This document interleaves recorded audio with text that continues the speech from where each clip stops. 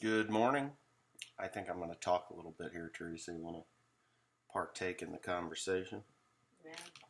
You want to? Yeah, I kind of named this thing Wind Out of My Sails because I don't feel like doing anything. You know that? Just had a lot of crappy stuff happen, right? And it's just life. It's just I need a vacation. Would you agree? We need a little bit of time off because I'd actually like to take some time off before we get into the fall harvest. You know, because I got 1,100 acres of stuff that needs to be dealt with, and that's going to take a lot of effort, right? Mm-hmm. Yeah. Do you agree? So it's been a fun summer, I guess, right? Not really. I can't say it's been a fun summer. What are you watching? What are they making? Mud cakes? That's what I'm trying to figure it out. Looks like he's making mud cakes on her phone. So anyway, started the year with great hopes for 2022.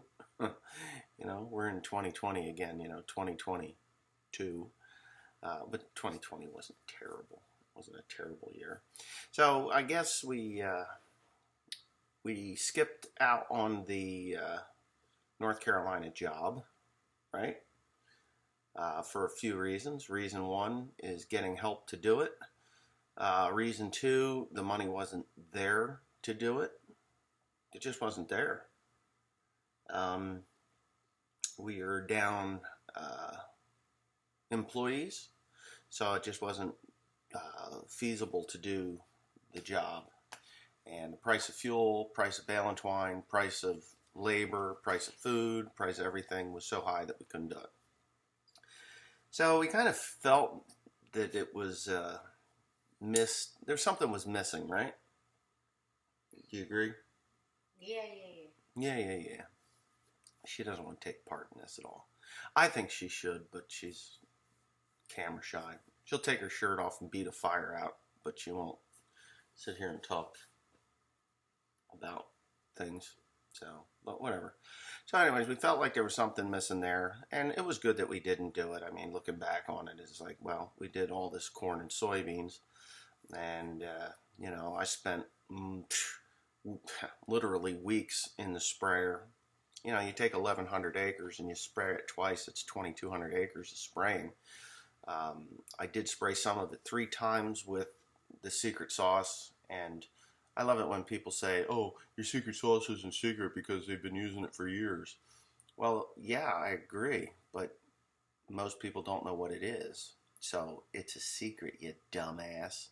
If you want to put it out there what it is, you're more than welcome to be the douchebag and do that. That's fine. I know you're watching.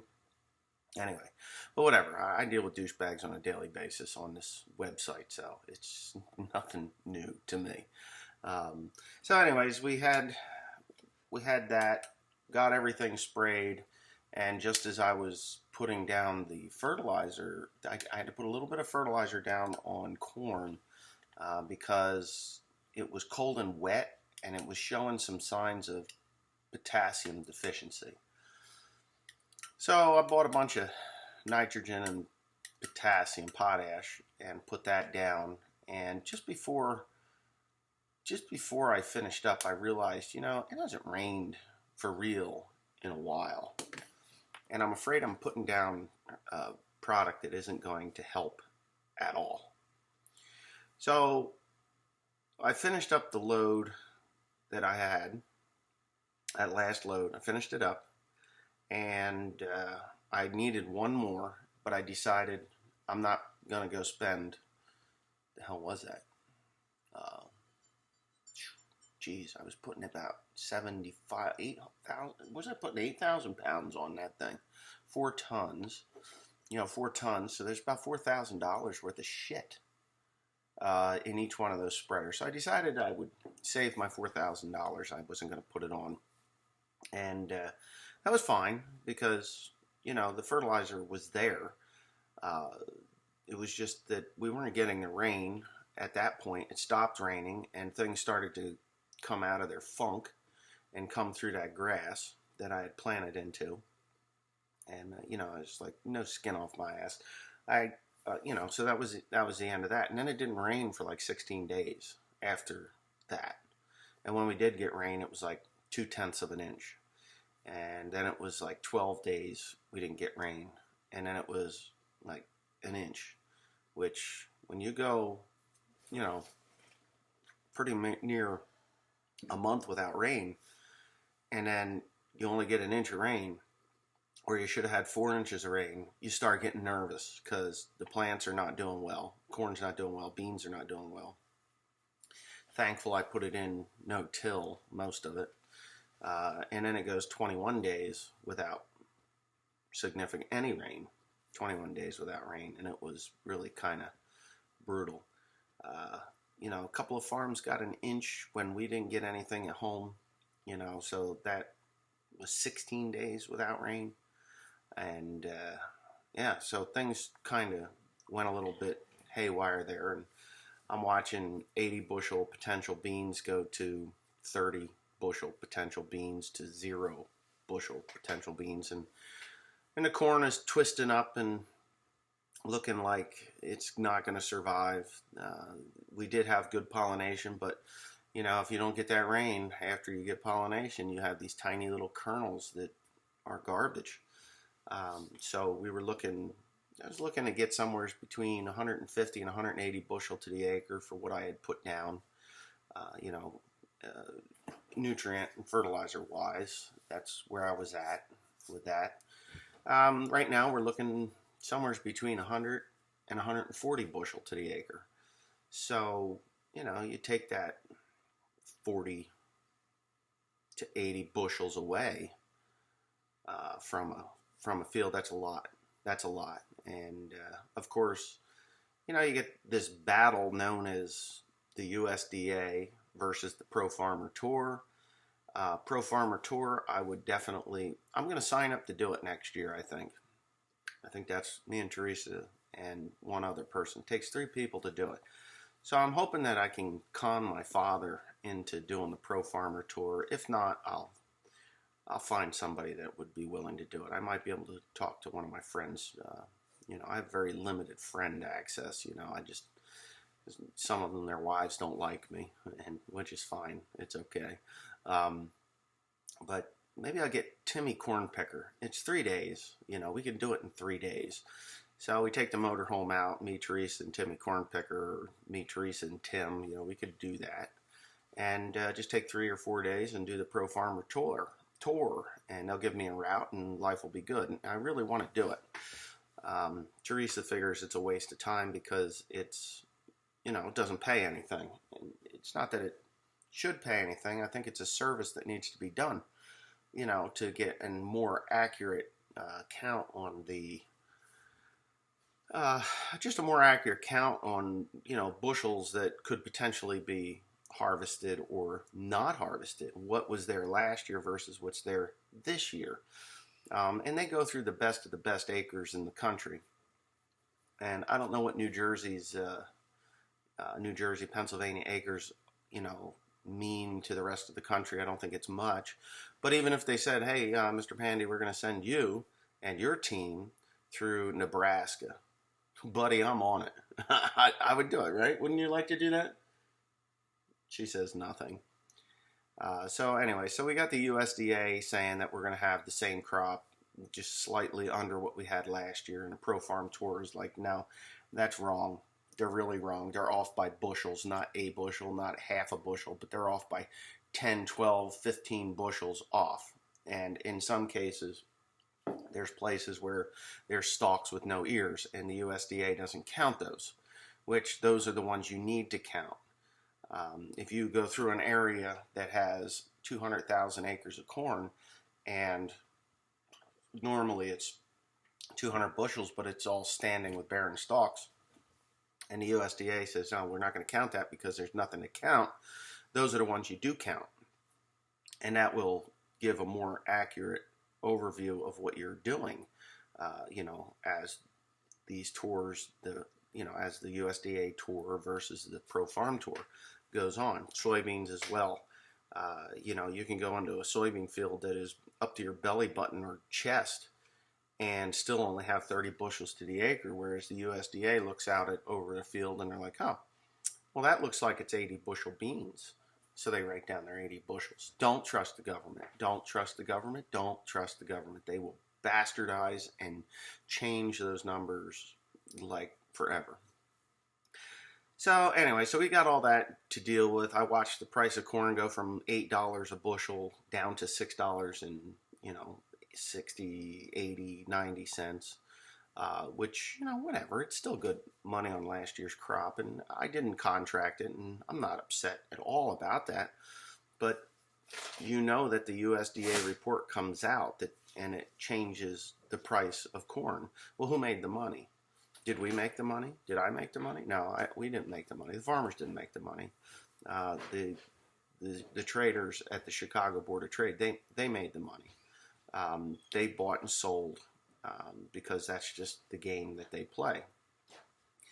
I'm kind of honest, and I like being honest. I don't like facetious liars.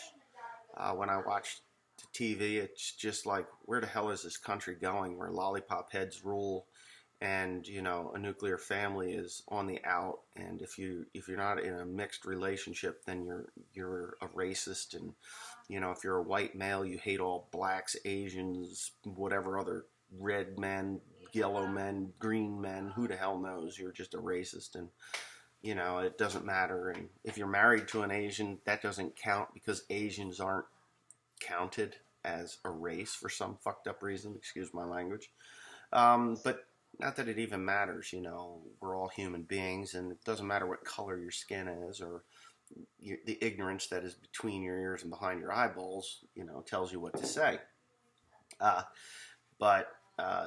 that's, part of this whole wind out of my sails kind of a thing. It's like, what the hell are we doing?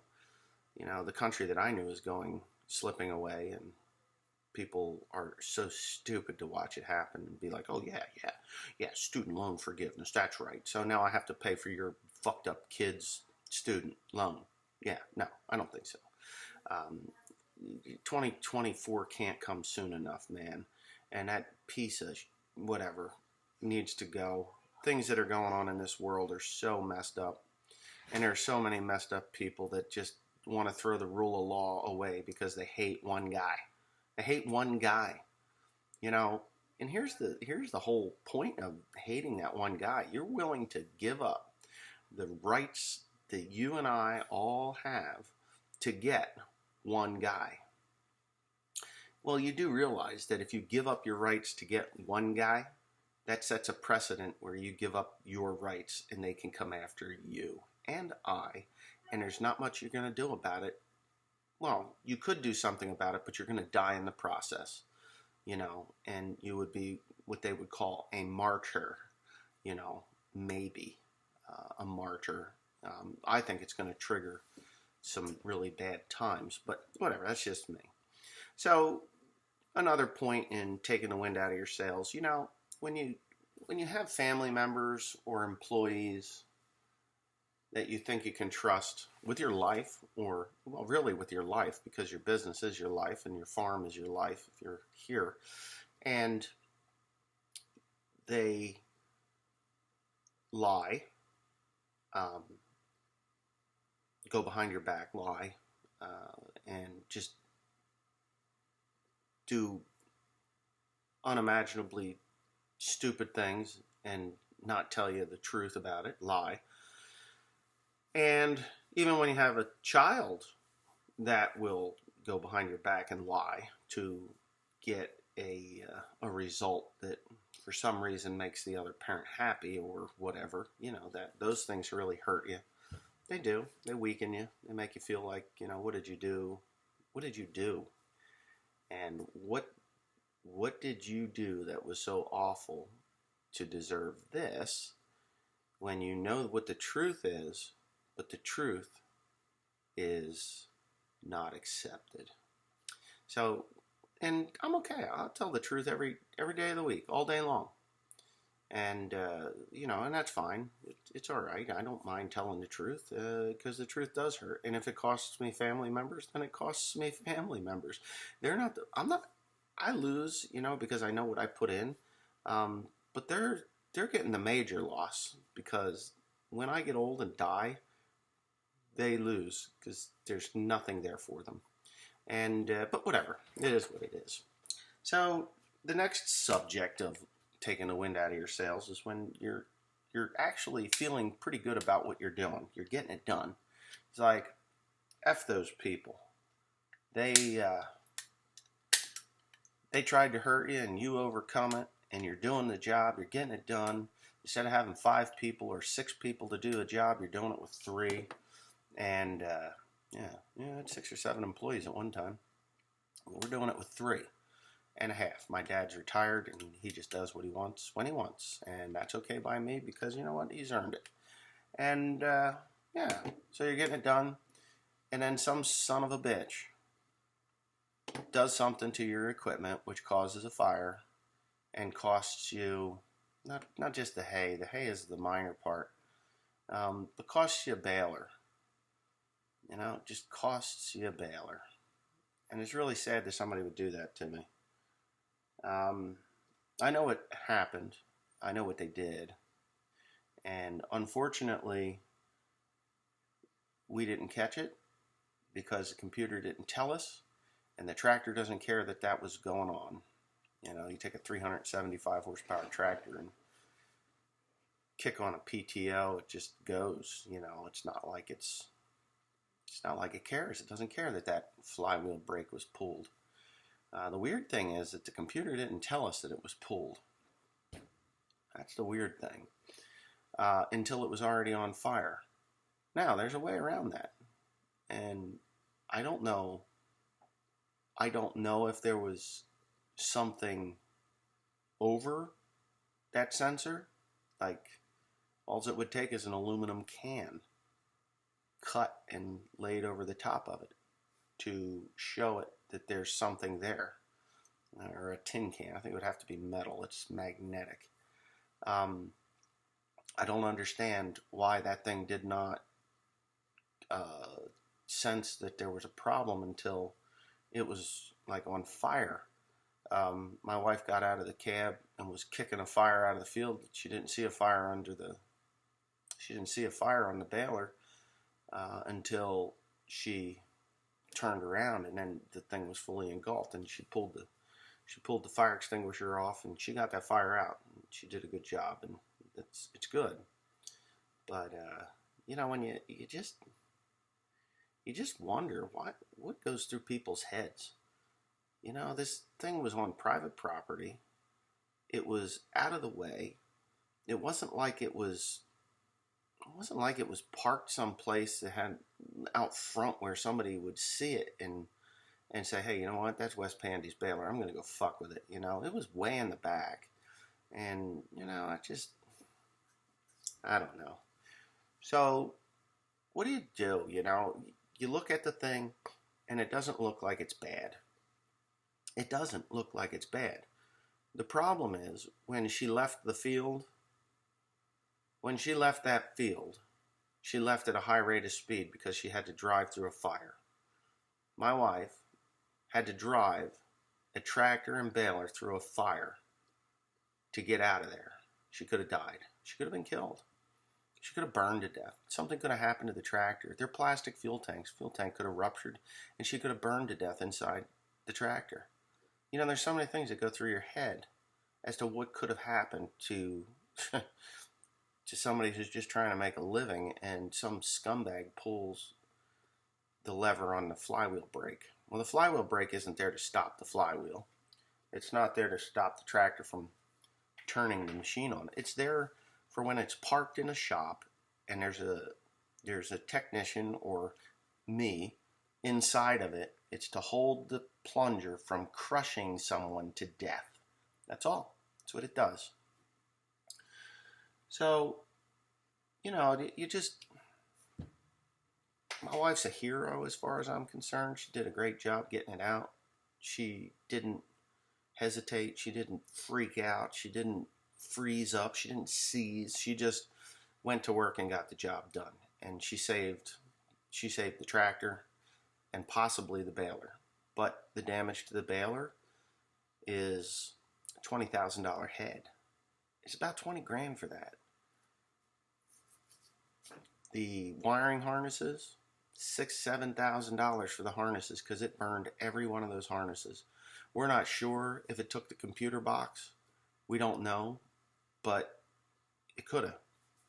We won't know until we get it all fixed and then fire it up. Is the computer gonna glitch from the heat, or is it, because there's another $4,800. So just in the electronics, if we have to change that computer in the electronics, you're looking at like $12,000 worth of, $6, $7, $8, $9, $10, $11, $12,000. The grease lines that are very time consuming to put in, because there's grease lines that go everywhere on that baler. From the header to the knotters, the sensors to the knotters, they're all hundreds and hundreds and hundreds of dollars. And, they might total the baler. And then you get idiots who are like, well, why didn't you buy a Heston, the #1 large square baler on the market? What has that got to do with anything? You ignorant bastards. But whatever. I can sit here and talk about this all day long, but, I don't want to make the video too long. It's just like a public service announcement. If it doesn't belong to you, keep your fucking hands off of it. If you're curious about it, wait till the farmer gets there, and then he'll explain it to you. Most of us are pretty personable, very approachable. If somebody asks me about the baler, I have no problem getting dirty to show someone how it works. But to get underneath it and mess with it, if you did it innocently, you're an idiot. Just wait until somebody shows up there if you really want to know about it. Because, you know what, when you do that, you cost somebody a lot of money. Yeah, it's insured, but they'll total it. That's the problem. So, what they'll give me to total it out, I don't think I can buy another baler for that. To buy a brand new baler is a little over $250,000 to buy the new baler. And it's a high density baler. It's not your run of the mill $180,000 baler, $140,000 baler. This is $254,000 to replace that with a new baler. The tractor, it's an 8530. They're great tractors. She loves the tractor. I think my wife would have died defending that tractor to keep it from burning. I really do. And not that she's dumb, but she just wouldn't quit. And that's who she is. So if you're the idiot that did this to us, you stay away from my shit. Because quite honestly, if I catch you messing with something, I might go to jail. Because I'll kill you. You mess with my livelihood and my family, I'll take you out. And I really don't care at that point. So, it takes a mental toll on you too. I mean, God, you don't know who in the hell's after you. Who is doing this to us? Why? What's the point? What is your angle? Are you another farmer? Did you see me there and just felt like, hey, I bet they leave that there tonight. I'm going to go back and fuck with them?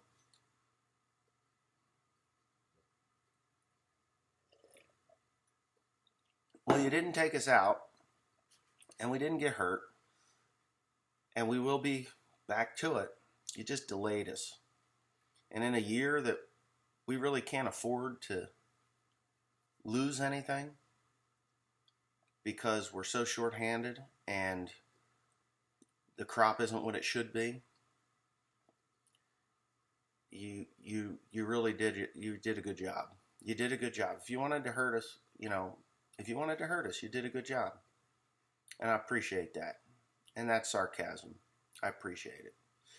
But please, don't mess with my shit again. Because if I do catch you, that tractor, that's the only tractor that I have that didn't have the video camera in it. All my other tractors had video cameras in them. That one didn't, because that one never stays out. It's always home. I had an appointment that I had to get to, and I left that one there because my wife said that she would finish the job that needed to be done the next morning. And I dropped her off, and that's what happens to us. So, anyway, whatever. God, I